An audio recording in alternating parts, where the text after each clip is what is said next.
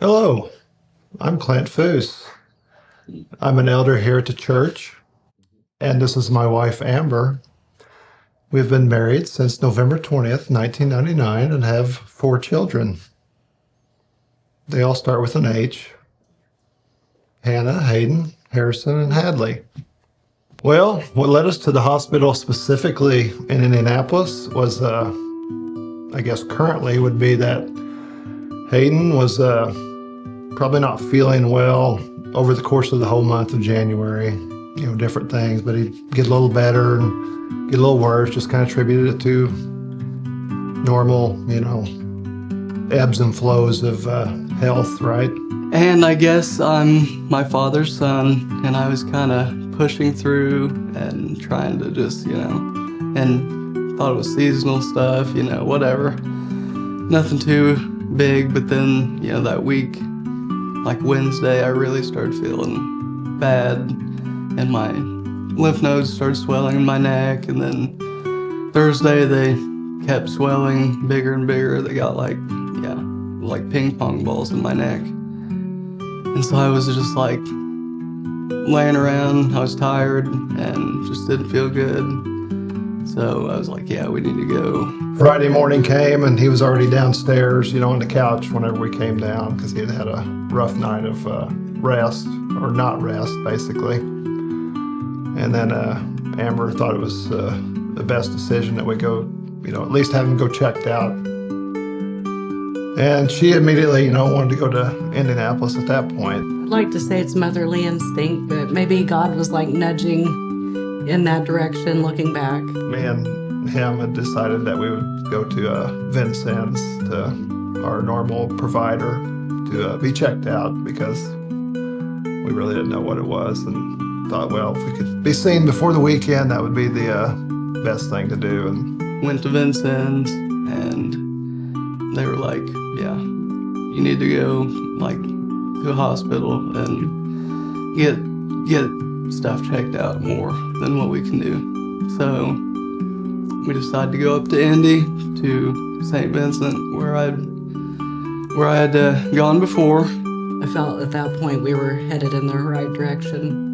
When he was born with his heart condition, that's where we had went to, and we knew that his cardiologist from the get-go was still there, and he'd be in the loop. And every other time I've been in a hospital that wasn't in that loop, I was always uncomfortable or not at peace, I guess. Seemed like forever to get there. I obeyed the speed limits for the most part, and traffic was good, but it still took a long time. What seemed like an eternity, but then we got there to the emergency room and got checked in, and he was in pretty poor shape at that point, like a lot of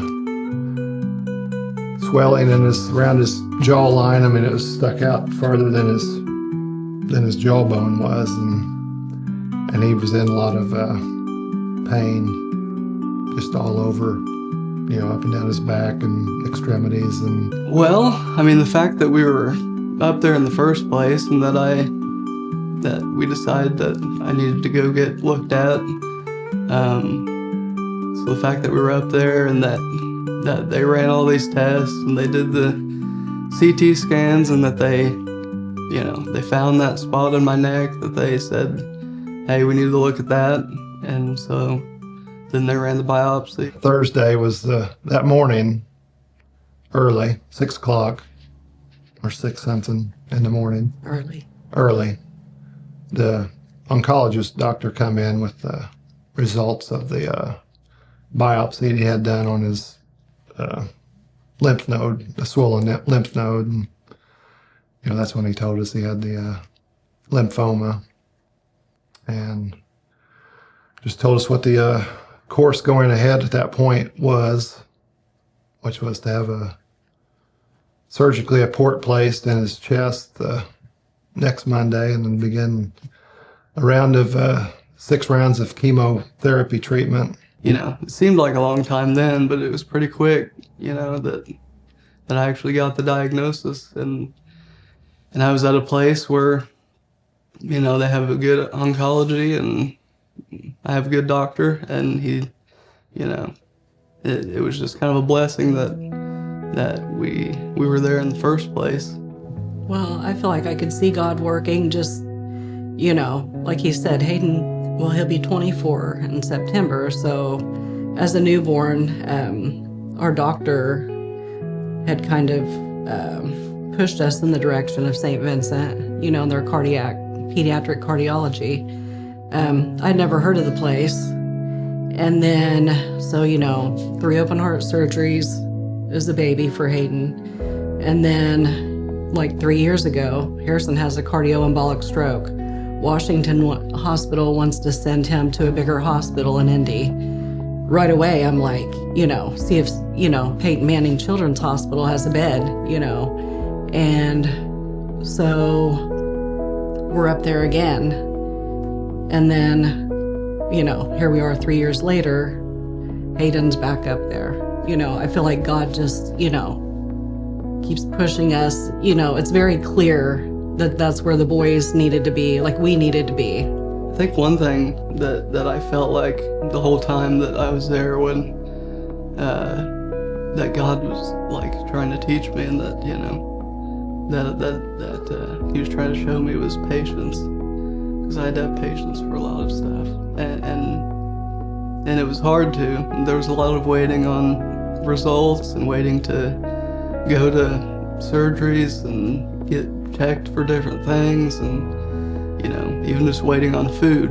But then it, you know, it also made me, I think, like grateful for things. You know, I was grateful just for when breakfast showed up, or, you know, I was grateful when I finally got to go into the operating room, and, you know, and that kind of thing. And so I think that, like, God was really working on me with that, and using that trial to, you know, make me more like Christ, and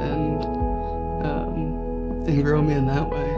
That's even down to the other simple things, was like when we'd go down to the cafeteria, and when I went by myself, I'd always go to the basement and bypass the surgical lobby. And I used to think it was because it's like, well, I hated seeing specifically the place, the day that we sat there on September the 17th, you know, of 2002, that I didn't want to see that, or I didn't want to remember that day.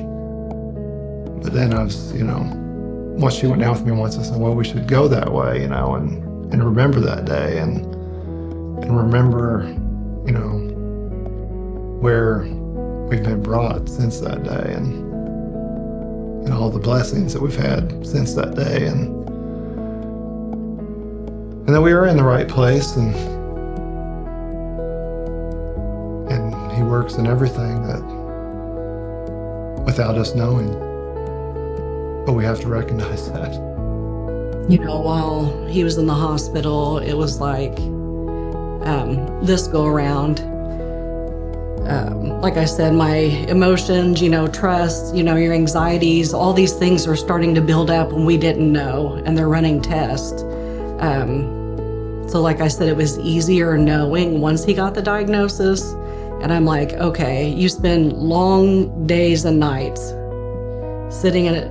You know, we're sitting at Hayden's bedside, and it's like you have all this time to think. You can only watch so much TV on your phone. You know, we were in the Word. We had, you know, Clint had his Bible, Hayden had his Bible, but there was, you know, a lot of quiet time.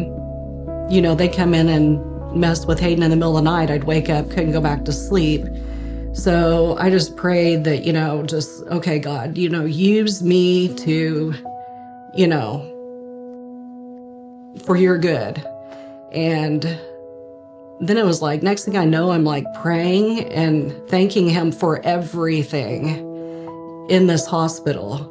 It's like you know, when he had his first chemo treatment, you know, we had this huge window in his room facing the children's hospital, and I've been on that side of it looking at, you know, the old part of the hospital. And so I'd pray, you know, at night I'd see the lights and I'd see people in those rooms, and you know, I'd sit in my chair at night and pray for those people all across the way. Harrison and Hayden were patients over there, and now I'm like seeing the helicopter come in and take off, and I'd pray. I'm like, I don't know who's in there, but just, so I just kind of shifted the focus off of myself or us. Not that I wasn't praying for Hayden, but I just kind of shifted my worries and negativity to praying for others. I think in maturing my faith,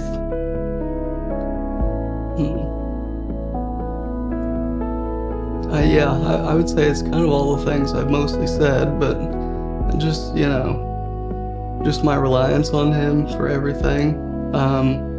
Patience, being grateful for everything, always thankful, constantly in prayer, praying for everything, and then sharing the hope that I have with others, and using my suffering as a way to show others that that there's hope in Christ, and that they can have that same hope, even if they're not going through this or going through what I'm going through. They're going through something, and if they don't have Christ, they can't have the same hope. So yeah, I just can't. I'm so overwhelmed by the the amount of blessings that He's put on us through this. I mean, it's from other people through this, and I do feel at times, like me specifically, that I'm not deserving of it, but who among us is deserving of it? my mom and dad have been like everything the past, been going through this, and I don't know. I mean, like, they've kind of been through it before, but that this is new territory for them too, and it's just like they've jumped in and become, the best nurses I could ask for. I mean, they take care of me like as well as they could, and it just amazes me just how much or how well they've taken care of me, and just it's just been so easy to come back home and have them, and just the support they've given, and just every day encouraging me, both of them. The encouragement they give, praying with me, reading with me, and I just don't know what I'd do without them. I mean, they're the best. So this world is no matter how we plan, or what we do, that His will and His sovereignty in everything is what ultimately, controls what's going on. Path moving forward, of course, they've got the treatment kind of set up and everything, but personally for me, I think the path moving forward is leaning on Christ every day for my strength through this time. One thing I've learned is that I'm not in control. This is out of my hands. Man can make his plans, but God will direct his paths. And so God's teaching me that, okay, if you're not in control of this situation, but you can lean on me for strength through your suffering, and through my suffering and through my trials, I can have joy, and I can reflect Christ to others and be more Christ-like through my suffering, because Christ suffered for me, and so I should be like Him in my suffering. And I have hope too, because I know that ultimately, either way, I will be healed. Either these treatments will work, or I'll have a new body and I'll be healed. So I can have hope. I think our family's stronger because of these trials. I'm thankful that we have the family we have and the church family. So one thing I do know, we can't get through it alone. So thankful we have all those things, have our faith and family and hope. The one thing that I would probably want people to take away from what I'm going through and to be encouraged by is that you can have joy and hope even in circumstances that are difficult, that are painful, and that, that are hard to go through and through the trials of life, because we know that we serve a God who brings dead people to life, who, more importantly than healing or any of that stuff, can bring your soul from death to life, and give you salvation. And so if you have that, there's not much more you can ask for.